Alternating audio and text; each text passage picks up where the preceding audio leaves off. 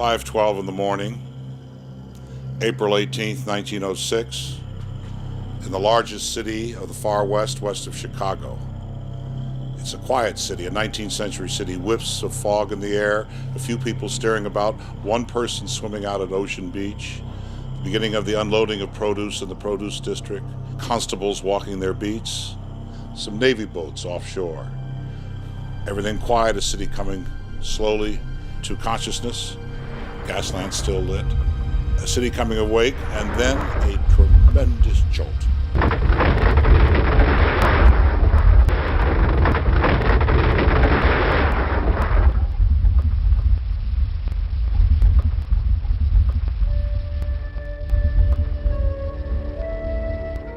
Contemporary accounts say that in the immediate aftermath of the earthquake, as people came out onto the street, there was a mood of shocked silence, of awe.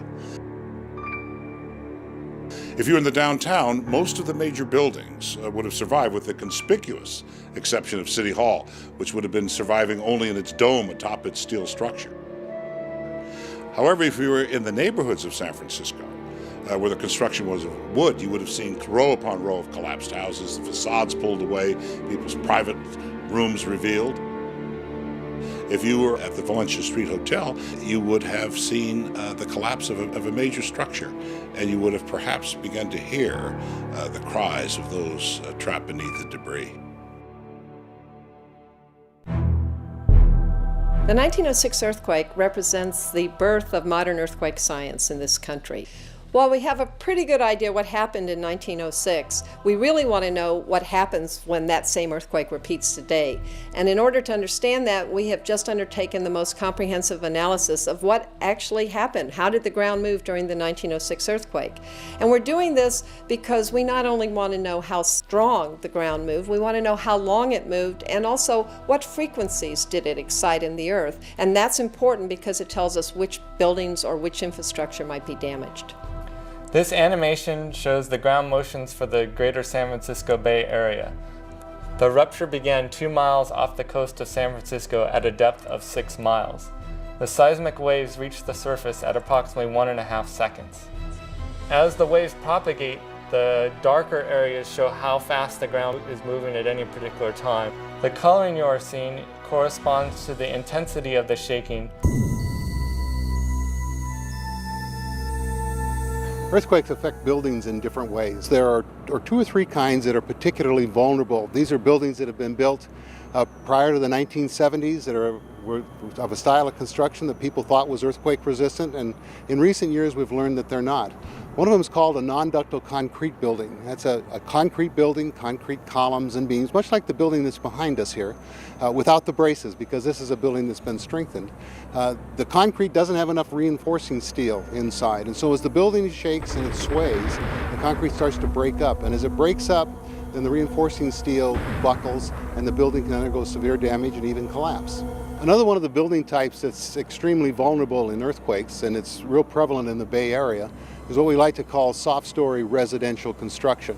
This is something that we saw in the Loma Prieta earthquake in 1989, when buildings down in the Marina District were so seriously damaged. There are apartment buildings or townhomes that are built on top of garages so that the whole first level is open.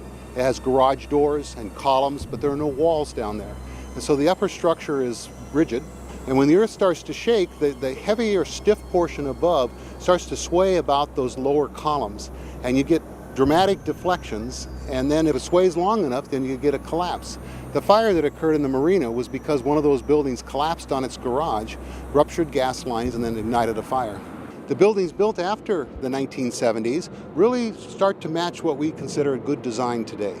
And those are buildings that people are safe in, buildings that can be repaired and reoccupied, because for a community to come back together and to reestablish itself and get back to business, get its economy running again, it's got to have its buildings.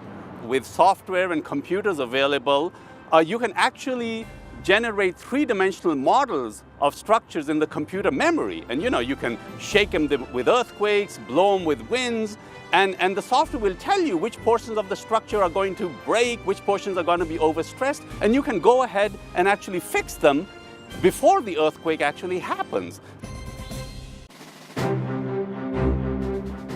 When the 1906 event reoccurs, we'd expect tremendous damage to structures around the Bay Area. In 1906, it occurred in 19 counties. It wasn't just San Francisco's earthquake. We'd expect problems of communication, loss of radio communication, loss of telephone communication, overload of those systems, damage to transportation, limited access to areas adjacent to the bay and adjacent to the ocean fronts. This would be a major calamity.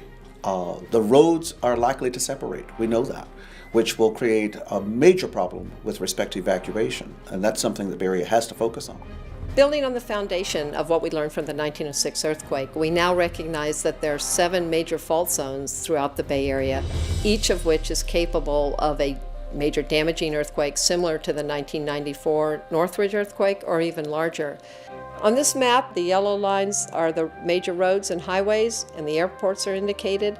Most of the airports and roads lie in the areas we expect the strongest shaking and therefore the greatest damage. The blue line represents the Hetch Hetchy Aqueduct, brings water from the Sierra to the Bay Area. It's transected by 4 major fault zones. Movement on any of these will disrupt the water supply to the region. So truly there's no safe place here in the Bay Area.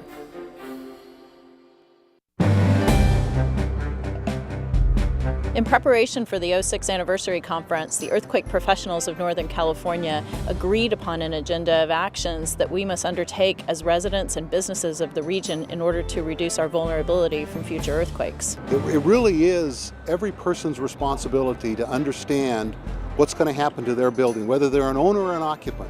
What's going to happen to their building in the event of a large repeat of the 1906 earthquake. For the first 72 hours, many residents are going to be on their own.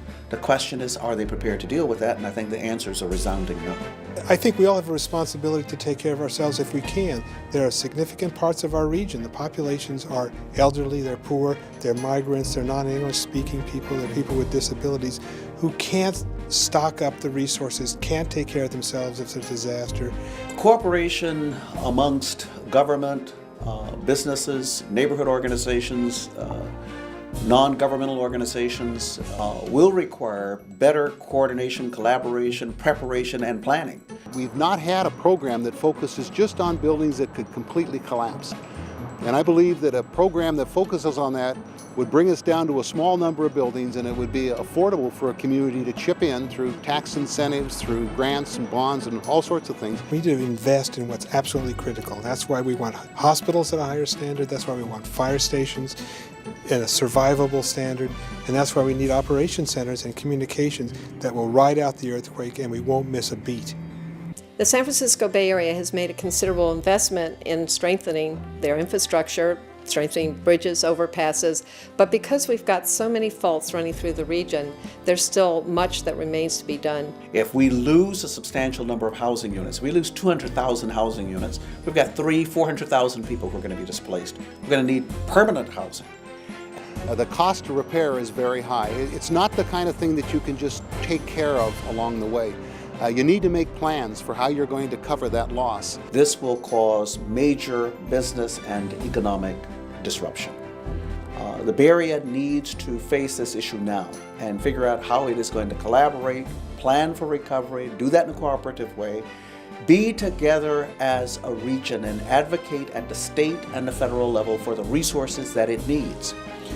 This will require a lot of money.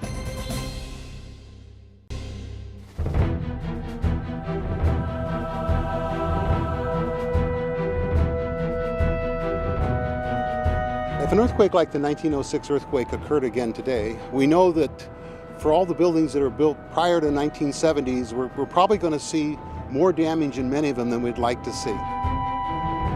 100 years ago, we did not know much about how to design structures to make them seismically resistant, but now we do. Recovery and economic survival is really a partnership between the public side and the private side. When we look at San Francisco of 2006, we have to ask ourselves the question, is our political, social culture strong enough to enable us to handle a catastrophe with the proper skill? I'm convinced that the Bay Area can do this, but the planning needs to start now because the earthquake may occur tomorrow.